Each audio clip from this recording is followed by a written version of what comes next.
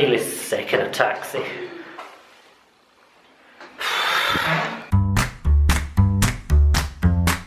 Cheese don't melt. Cheese don't melt.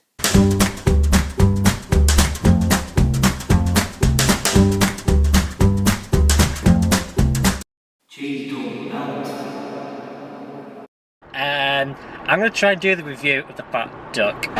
Whoa there. I'm destroyed, a lot going on, good there. So I'm going to go to Tesco. Wide angle. Tesco Road, and get some man oven food, and I'll be back in a minute. Right, I was going to do this fat duck thing, and Whoa there. this has become the bane of my fucking life. It came from up there. I can't get to it. Have you seen how high this is? Just in scale. I've been up on here and here and here, and I've whacked the thing, and I've whacked it and whacked it and whacked it, and it's finally fallen to the floor. And it's still fucking beeping. There's no battery in this bastard. How is it beeping? Don't do me any of that. You need your fire alarm. It's safe. You'll die. I do not want to hear that. I'm gonna have a shower with this. I'm gonna try and destroy it in water. I will get to the review. Whoa there. But for now, I'm gonna go and have a fizzy pill and have a shower with my smoke alarm.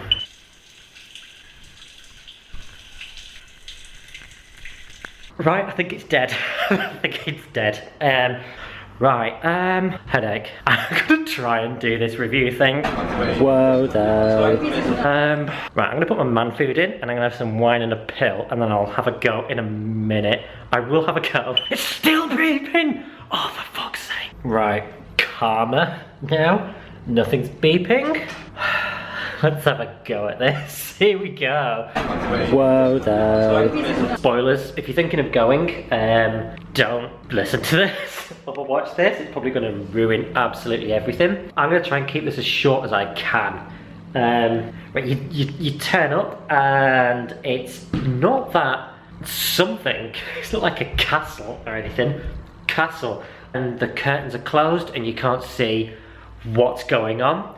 Right, I am so bored of standing here and doing these. I'm gonna do each little thing on his funny menu thing in a different place. That's exciting, isn't it? Boring. You open the door and you're not quite sure what to expect. And you go in, and there's not a restaurant there. You're in some kind of mirrored Heston magical land, and there's mirrors, and there's a holographic fire.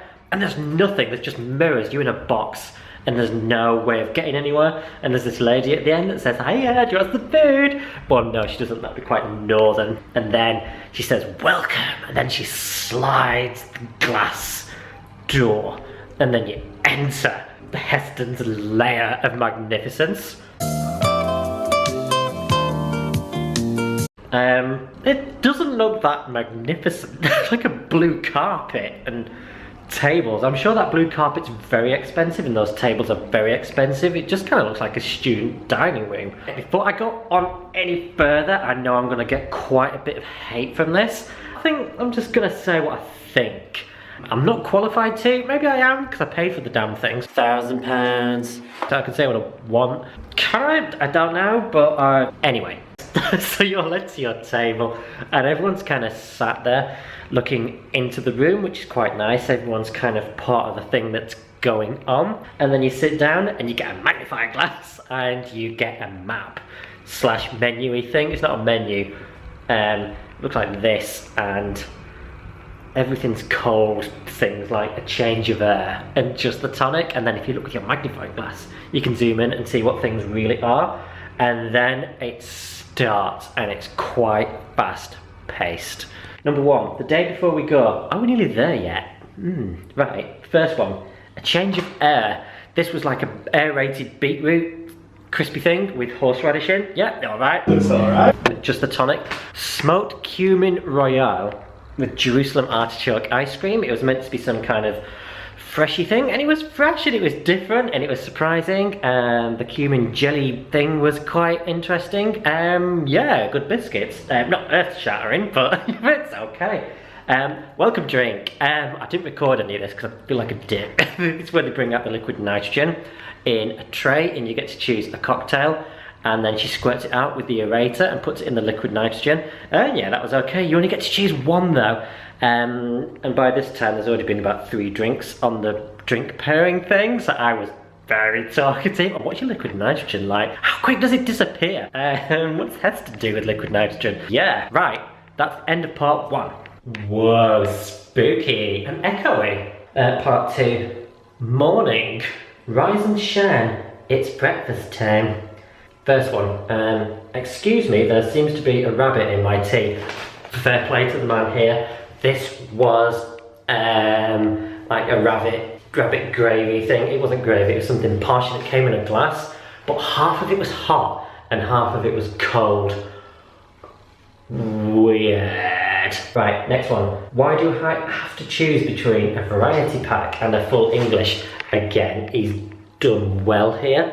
They brought out these cereals and some milk, and you open the cereal up and put it in the milk, and the cereal tasted of like breakfast, like aerated bacon bits and like sausage puffs. It was exactly like cereal, and the milk was like a mushroomy milk or something, and well done. Yeah, this different rooms for different course things. It's shit. 3. Mid-morning, sound of the sea. If you know anything about Heston, you know about sound of the sea. This is kind of his landmark thing where he replicates the sea, and he's done loads of science that if you listen to the shore whilst eating it, everything tastes a lot more of the sea, and it does. I'll give him this as well. This was really good and it really confused me. It was some kind of sensory overload.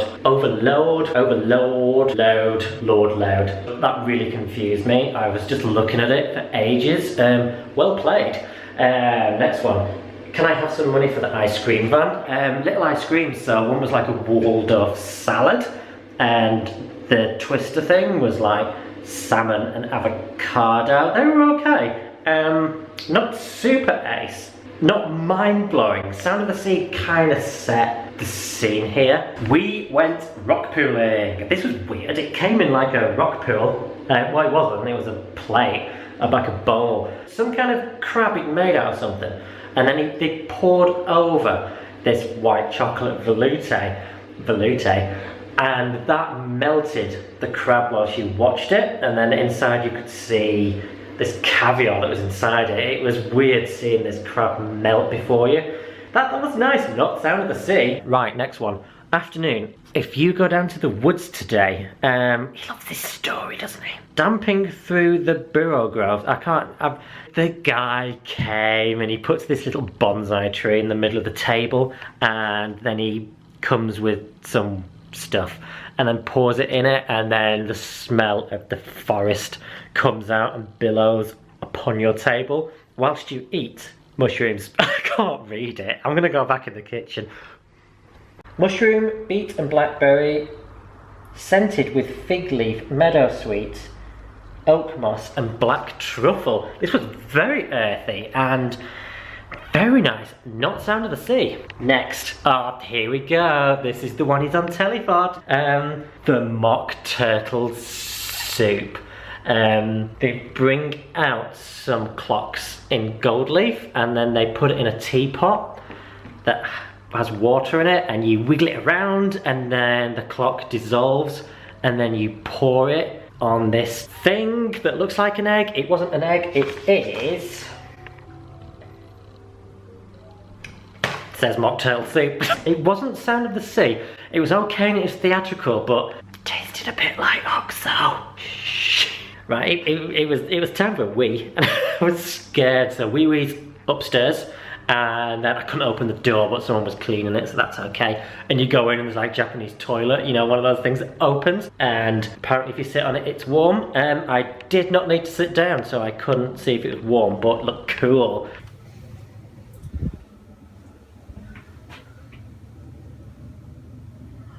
Whoa.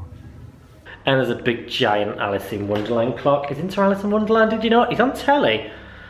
Right, next thing is the main course. It's called Evening, Are You Ready for Dinner? And this is like a starter, main course and dessert. The starter, doesn't even say what it is here. I think it was lobster or langoustine lasagna. Battery's flashing. Oh, battery's flashing! I'm gonna have to check. Intermission.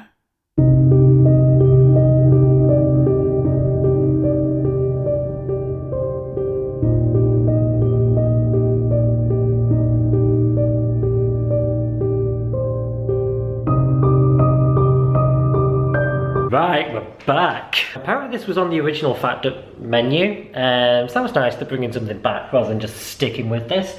This was nice. The main course was the duck, which is apparently famous, with like a black pudding mousse. Nice duck, cooked really well.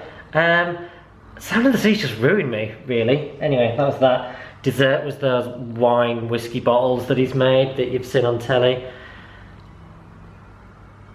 Yep. Okay, fine. This was good. Next thing, it's not even written down here. I don't know what it was. It was balls of stuff filled with stuff, and it was gorgeous. It was weird. I'm really enjoying the desserts on these food adventures. None of them are super sweet. They're quite savoury, and this was also gorgeous. I can't really describe what it was, but yeah, I enjoyed this. Well done. Right, it ended in a complete bit of Heston time. You got this levitating pillow that also rotated, and you got some, I don't know, meringue thing that had the essence of baby powder, and your spoon smelt of baby powder, and malt, orange blossom, tonka, milk meringue, crystallized white chocolate, and pistachio. It was quite bedtimey. It was weird. It was the essence of night baby bedtime talcum powder. It was a bit weird, and it was nice. Okay, and then it ends with like a kid in a sweet shop. I did not like this. They bring out this toy shop doll's house thing that he's had made for like £48,000. Fair enough, you loaded, you can do what you want. But she wheels it out and she opens it up and she goes, "Ah, that's a little model of Heston in his bedroom. Look at the bear, it's got Heston's glasses on it. This is Heston in his laboratory. He's playing with some liquid nitrogen." No. And then you put a coin in it and drawers pop out and you get some sweets. But I was a little bit annoyed at this point, which leads me to my bit you're gonna hate me for. They've recently changed this so that it's about a story, and when the waiters come out, they go, "Oh, morning! Oh, it's time to go through the forest. Oh, you've got some umbrellas there. Careful you don't get burnt from the sun." And I don't think anyone was really buying it. The people that were saying it, they've just been told to say it. I don't know, I felt a bit weird. I think I would have preferred it before the story. I didn't like the story, and then it was all Heston's story. No, story. Yeah, that kind of spoilt it for me. But you're paying a lot for this. It's about £800 or £900 or something for 2 people, and to be constantly bombarded with Heston and Heston's story and Heston's childhood and Heston's favourite lolly and Heston's bedroom and Heston's bear. Don't know, it doesn't kind of sit well with me. You can do what you want because you've worked hard and your stuff's good, but I don't know, I felt like I was part of his art, or I was a player in his theatre or something, like, I don't know. So we're now probably on about 28 minutes of this. Thank you for listening this far. It's been really hard to do this, and I hope it's made sense and you've not got bored. I'll get back to normal things soon. Right, I have to go to bed. Do like this and comment. Just do a comment. What's your favourite rainbow? Let me know what your favourite rainbow is. It's so nice not having the fire alarm going off. Right, I'm going to bed. Thank you as always for watching. I'm going to try and get back into habit of these a little bit more. Yeah. Bye.